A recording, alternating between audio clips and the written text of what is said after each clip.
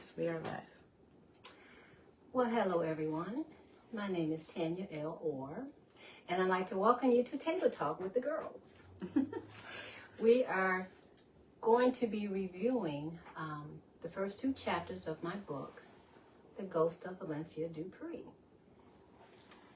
And I'd like to introduce you to the girls. This is Beverly. Hello. This is Lynn. Hello. And this is Jay. Nice to meet you. So, ladies, you all have read the first two chapters. Does anyone want to start with a question, or should I just let it flow with how you felt about the characters and what was going on? I have a question. You have a question? Yes. Okay.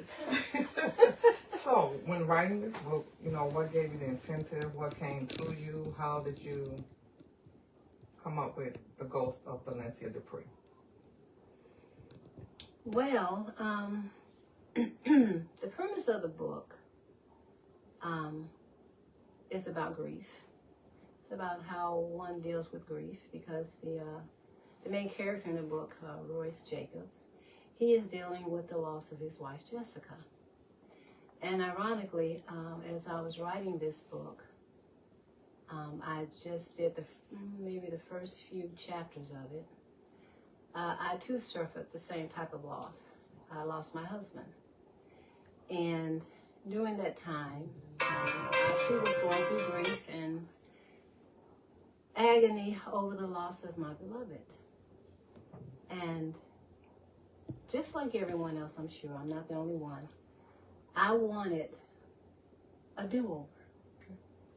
I wanted to have that one day, that 1 hour, whatever length of time I could have been granted. Mm-hmm. I wanted that time so that I can tell him all the things I didn't get a chance to tell him before he left.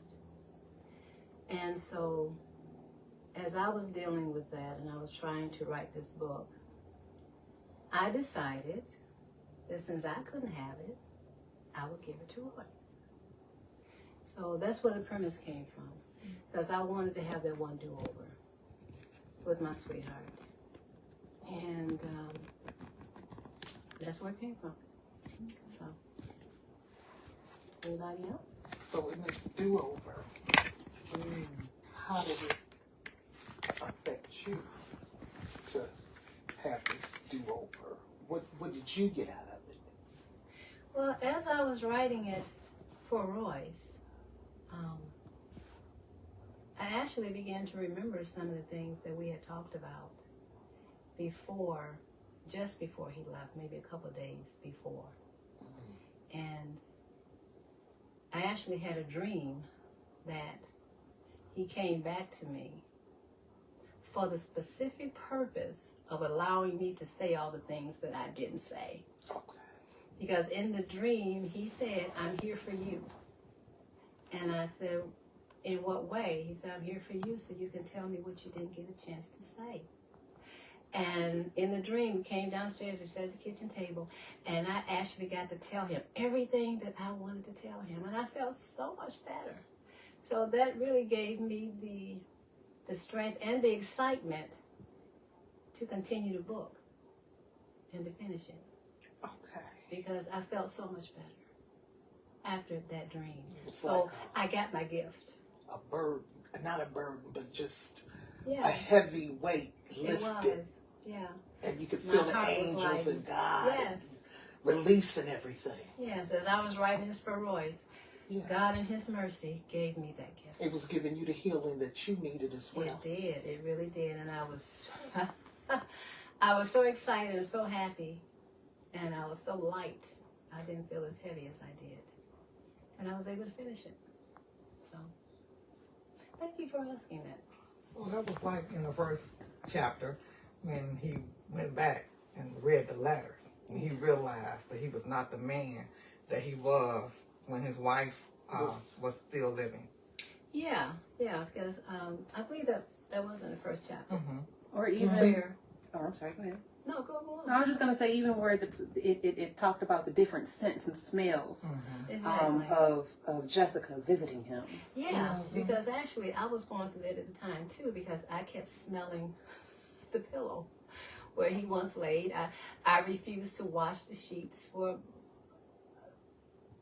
I didn't wash them for at least a couple of weeks because they still has his smell on it. And with Royce, in the first chapter, he did have that experience where he smelt her cologne.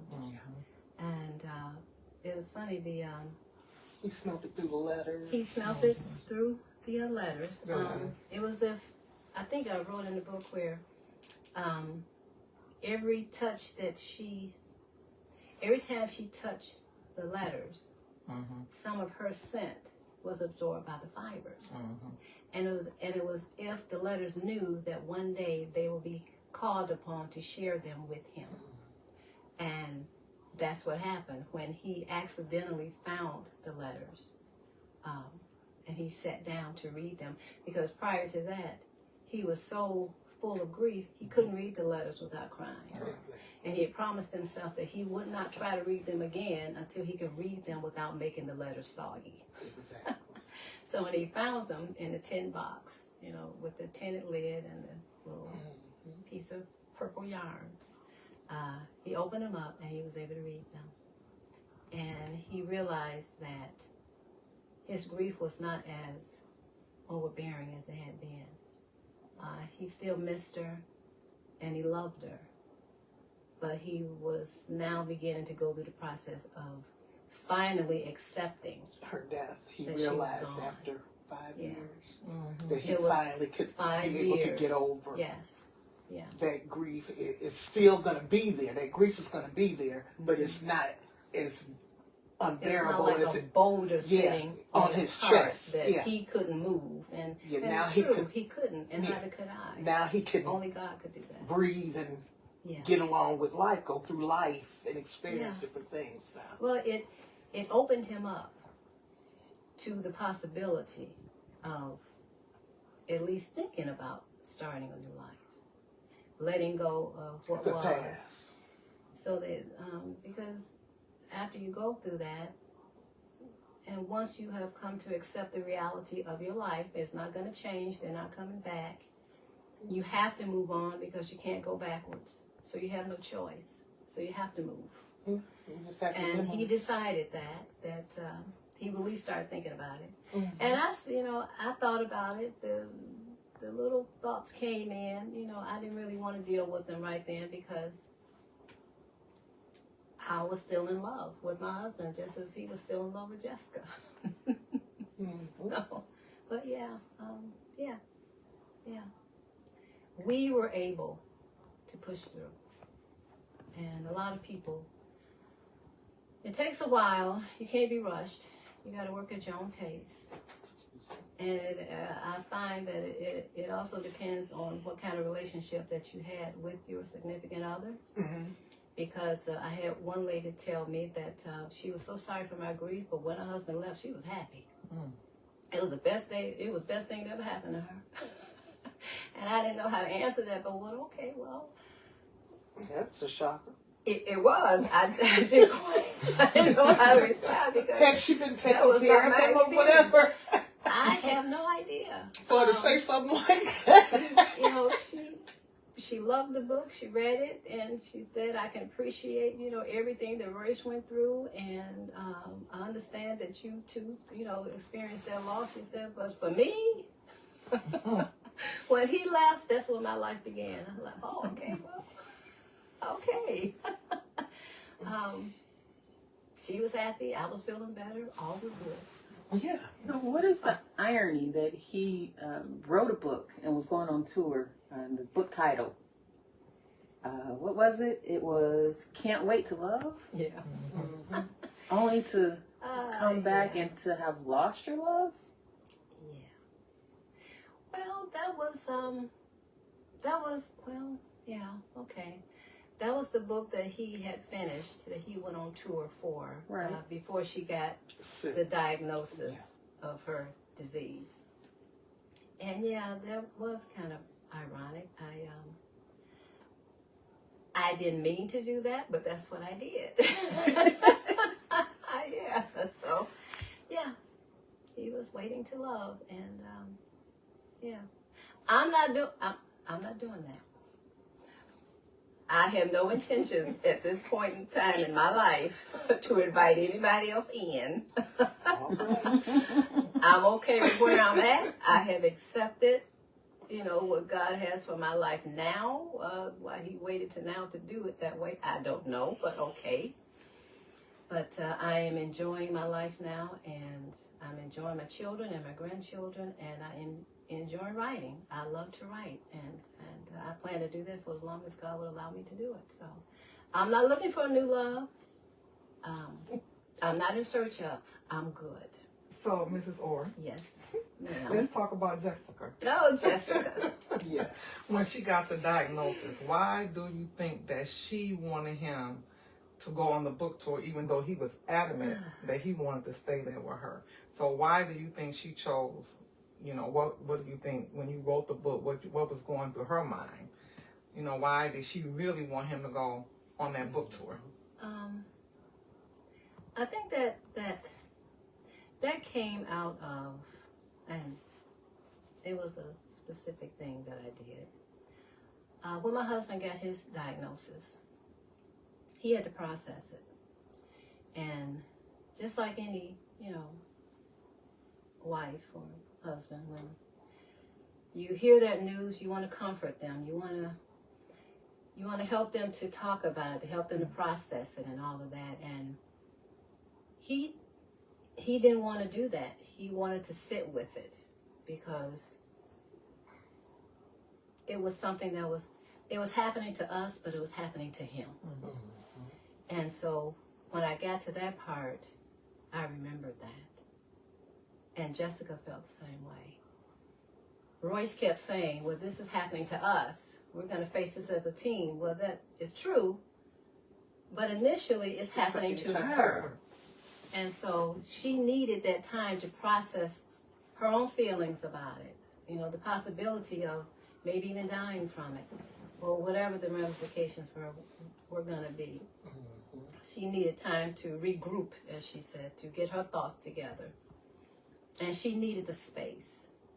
Royce, he loved his wife. He adored her. Mm-hmm. And he didn't want to leave her. He wanted to stay there and help her work through it and face it, and they were in it together.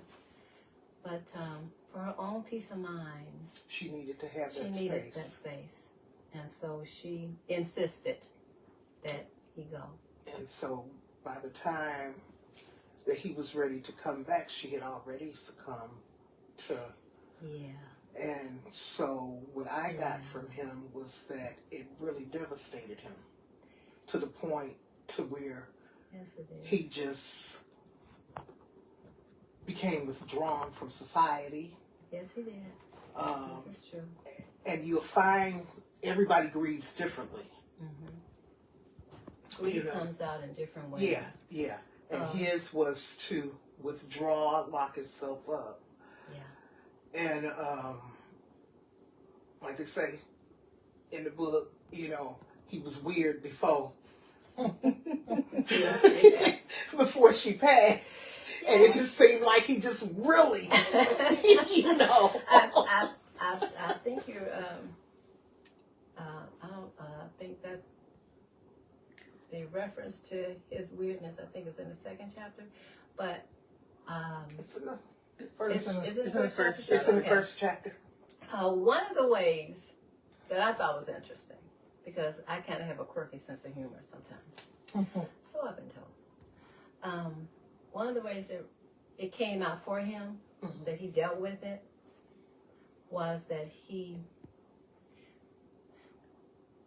because she died 3 days before he returned, he felt so guilty about that. Yeah, he's guilt-ridden. He was, because he wasn't there with her. I mean, that's what he wanted to do, but she sent him away. Exactly. But he didn't blame her, he blamed himself. And so he internalized everything. And he did want to close himself off from life. He just shut himself away. But when he did come out, sometimes, you do have to leave your house for various reasons. One of the things that he did was he would count 3 tiles. And hop. 1, 2, 3. And he would skip skip over the third one. That was his way of remembering that she died 3 days before he could get to her. Yeah. And it hurt him so bad that he would not allow himself, he wouldn't forgive himself for not being there. So he punished himself by doing that. Because that was a constant reminder to him that, Royce, you weren't there. She died 3 days before you got back. You weren't there. And that's one of the ways that he internalized it and he punished himself. That's just the way it flowed with that particular character. I wouldn't have punished him, but that's what he did to himself. Right. So maybe that's what he needed to do. We all need to do different things. Everybody Grief comes out in different everybody ways. do something different. And some people do shut themselves away, and other people, they get tics. They get certain habits that they repeat because they're reminded. That's a reminder. They don't want to let it go. That was one of the things that, for him, kept him from letting her go, was skipping those tiles. Skipping every third one.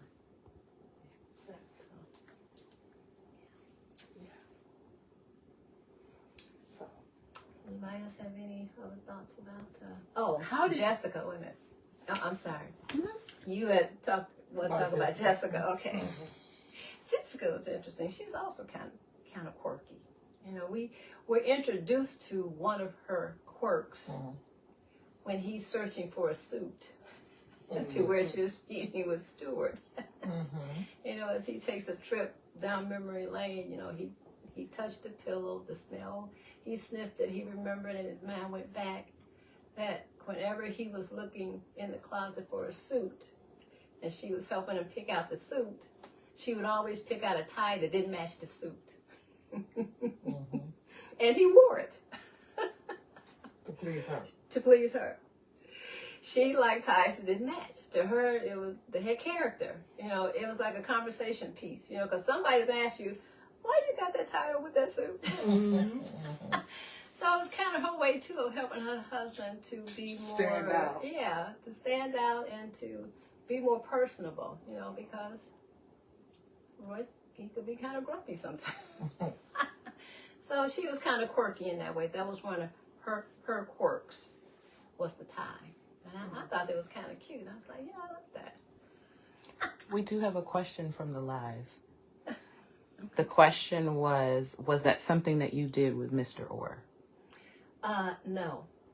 My husband will not allow anybody to pick out his clothes. He was very particular about how he wanted to look when he left the house. So, what I could do for him was he allowed me to iron them if I so chose. And I would always make them very, very crisp because I like crisp shirts, as you can see. But no, I never did that for him. I never picked out anything for him. He was very particular about how he wanted to present himself to the world when he left the house. And I must say, he had good taste and the man looked good. All right now. We can all attest All to the that. time. Yes. All the time. Yeah. Thank you for that Even in his question. casualness, he looked good. Yes. Yes, he did. So my question was about Stuart. You know, Stuart. Being his pub He was his publisher. publisher. okay And, publisher. Okay. and friend. He was his friend also. You know, we're talking about, you know, we talked about Jessica's past. Stuart, it seems like this is one living friend. Right. You're right. Okay. We can't give everything away. Right. Oh, yeah, well. Right now, yeah. So, how did Stuart, not necessarily how did he feel, but how did he support Royce Well, in his career as a writer? well, he was his publisher, Mm-hmm. and Stuart, I think what he did was, when you say how did he support Royce, Mm-hmm. he made Royce his only client, because every book that Royce wrote went straight to the top. It got on the bestsellers list immediately. And Stuart Shaw, he saw that shooting star, And Stuart's a businessman, so he decided, I'm going to hitch my wagon to that star, because, you know, he thought, okay, he would be dealing with, you know, he'll deal with writers who had kind of an okay career, you know, and he would get enjoyment out of helping them, you know, put their books out there. But when he saw Royce, he That was was like, his you know prize. what? So when Royce stopped writing because he lost, to him, he had lost his muse, His which was drive. his wife. Yeah. She inspired everything that he wrote. And when he lost her, he stopped writing. And so Stuart, in trying to get him back into, you know, action, he would, you know, call him, you know, write him, whatever, trying to get him out of the apartment, you know, because before he did that, Royce would, he was always going down to the office to deliver his books in person, because he just loved watching, you know, Stuart's beady little eyes thin, you know, from the thought of all the money that they were going to make. So he loved taking them down to him and placing them in, as he put in his greedy little hands. But when Jessica died and he locked himself away, he stopped answering the phone. He didn't even open any letters. He took no correspondence at all. He stayed in his apartment. He ordered in his food. He didn't do anything but just miss her. But one day, I guess Stuart had enough, so he told his, assistant, Mamie, figure out a way to get him in his office. So she sent him a telegram and made it sound like it was life or death that he show up. So that's why he was looking for a suit, because it was, yeah. And when he saw it, like, okay, I've got to do. It scared him. Royce was scared to death. He didn't want to come out. Because he hadn't been a part of the world for a long time. So he had been such a recluse. Yeah, but he got his nerve up and he went down. And that was when he discovered that he was Stuart's only client, and so therefore, if his career was sliding down, you know, the bestsellers list like rain, so was Stuart's career. So, yeah, that's how Stuart supported him. Okay. I think that was a good way to get him out the house. Yeah. That was a genius idea to come up with, life or death. Yeah. You know, but I think that was the Miriam, is her Mamie? Mamie. Yeah. I think that was That was Mamie her kind of idea. came up with that idea, but I think that was a good idea to and a good way to get him out the house. Well, you know, I like the way Mamie did it, and Mamie did it that way, as we find out, is she had other dealt with, correspondence she to had get sent him others, out. but she had also had dealt with death of her dad, Yeah. and her mother was behaving the same way that Royce was behaving, and so she knew that it had to be something that would shock him, you know, that would get his attention, that would make him say, okay, I've got to do this, and it worked. He showed up. So I guess Mamie would be considered as one of those undisclosed angels. Yes. Yes, she was. Angel in the sky. There you go. She is that undisclosed angel who is actually breathing. Yes.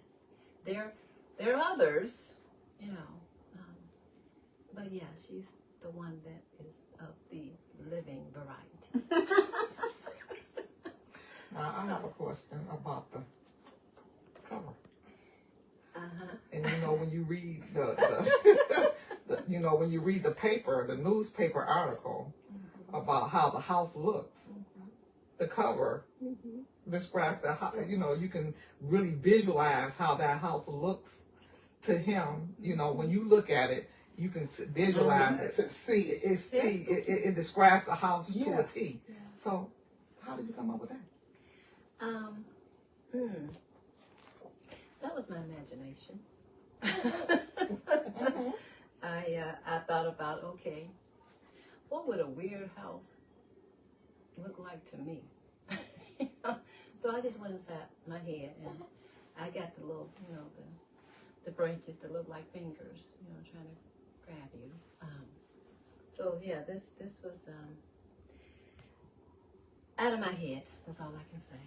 I didn't see a picture. It was just something that came to me. You saw it So, in your yeah, head. so I You visualize it. Yes. And you know, a lot of people can visualize stuff, but can't quite get it on the paper. Right. Like they visualize it, but you and Well, your visualization. I have to give, a lot of the credit to the publisher and their illustrators and those guys, because they asked But me. they took your vision. Yeah, they asked And they me, brought it to what life. did you want it to look like? And so I tried to explain it as best I could. And one of the things that I'm glad they did was they had his back facing us, because he's walking up to this ominous looking Exactly. building, and he's thinking, what have I gotten myself into? Because it looks so scary.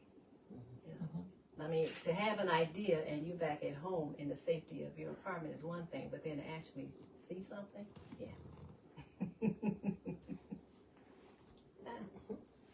So, thank you guys.